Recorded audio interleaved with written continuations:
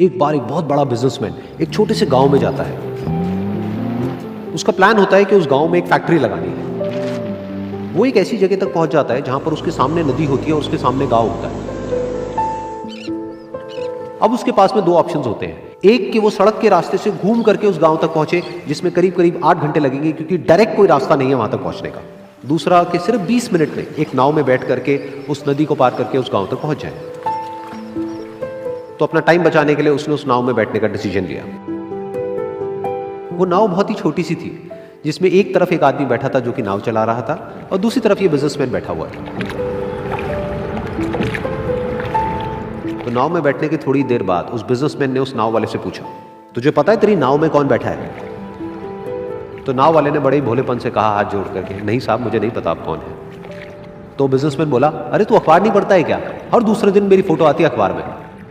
तो नाव वाला बोला, अरे साहब मुझे कहाँ पढ़ना लिखना आता है, मैं बहुत छोटा सा था जब मेरे पिताजी गुजर गए थे, तो अपने परिवार का ध्यान रखने के लिए मैं बचपन से ही काम में लग गया और तभी मेरा स्कूल छूट गया। ये सुन करके उस बिजनेसमैन ने उसका मजाक उड़ाते हुए उसको कहा, तुझे पढ़ना लिखना तक नहीं आता है, ऐसी जिंदगी का क्या फायदा? ये सुन करके उस नाव वाले को बुरा तो लगा लेकिन उसने कुछ नहीं कहा।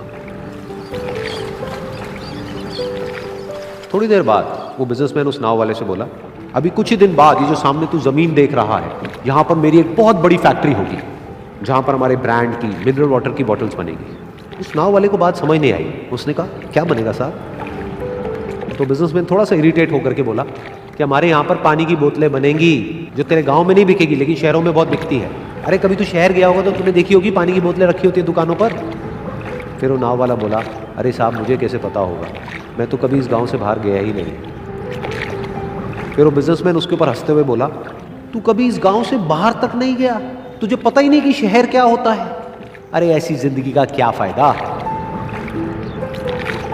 उसकी ये बात सुन करके उस नाव वाले को सच में लगने लगा कि मेरी जिंदगी शायद किसी काम की नहीं है।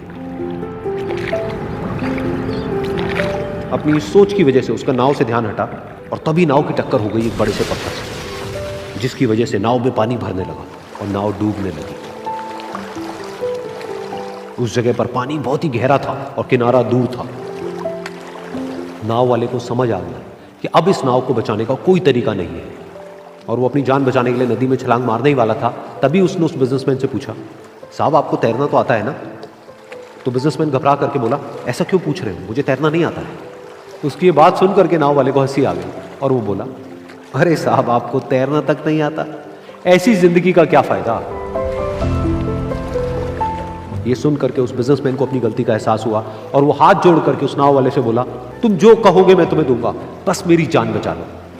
तो उस नाव वाले ने बोला, अरे साहब आप घबराओ नहीं, मुझे सिर्फ तैरना नहीं आता है, मुझे डूबते हुए लोगों को बचाना भी आता है। आप मुझे कस के पकड़ लो, मैं आपको कुछ नहीं होने दूंगा। और फिर उस नाव वाले ने ना सिर्फ अपनी बल्कि उस बिजनेसमैन की भी जान बचाई। तो इस कहानी से हम एक बहुत बड़ी सीख ले सकते हैं कि हमें जिंदगी में कभी भी किसी का भी मजाक नहीं उड़ाना चाहिए या उसको अपने से कम नहीं समझना चाहिए, क्योंकि हमें नहीं पता कि हमें कब, कहां, कैसे, किसकी जरूरत पड़ जाए।